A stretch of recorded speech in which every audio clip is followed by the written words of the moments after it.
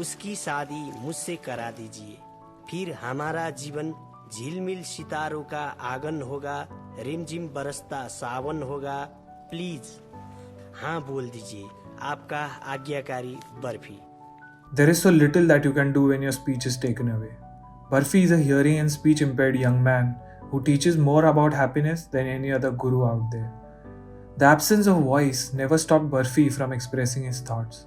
It's the unfiltered nature of his character that relates to the inner child of us. He's insecure, clumsy, and just happy with what he's got. Every millennial has a Barfi-like personality inside them. With age and so-called wisdom that comes with it, we choose to sober up and become awfully practical in life. However, Barfi on the other hand never loses this childlike personality, even when he is a full-grown adult. That's what makes him different and aspirational for everyone watching the movie. Obviously, with his juvenile personality, he doesn't really build a lot of material wealth for himself.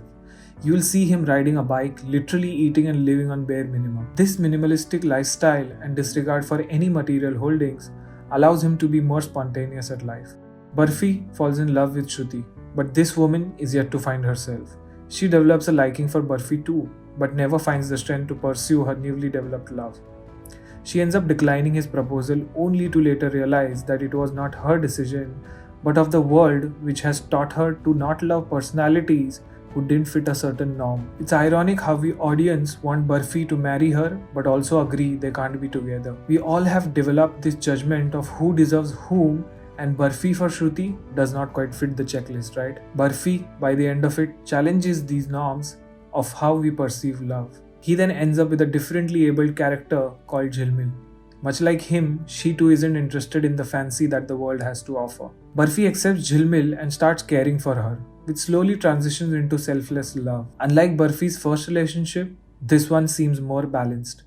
The love of the misfits. In a way, it's rewarding for the audience to see this innocent love developing into full-fledged relationship, which will soon have its ups and downs when Barfi's first love is back in their lives. At this point of the story, we as audience realize life with Jhilmil is not going to be easy. And Shruti is back.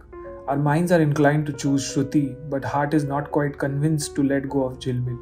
But Barfi is a heart-first guy. He looks at this differently. For him, partners don't come with a list of pros and cons.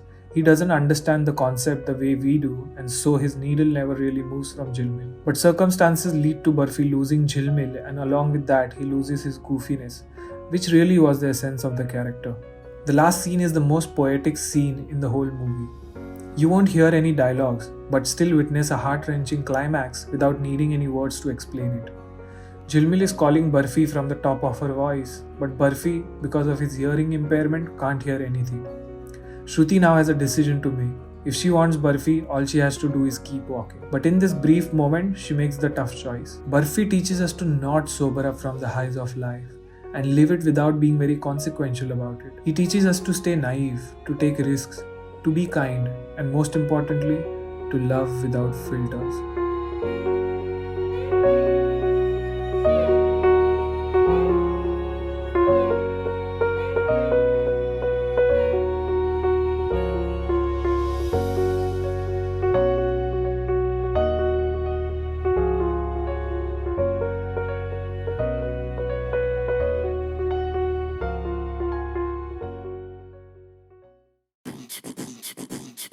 That's my time. It's only Ranveer from the Nepotism Club who can pull off a role like that. If you haven't watched this masterpiece, then my friend, you are missing out on Ranveer's most authentic performance. If you too are a Ranveer fan, then you must check out this video I made on why Tamasha failed.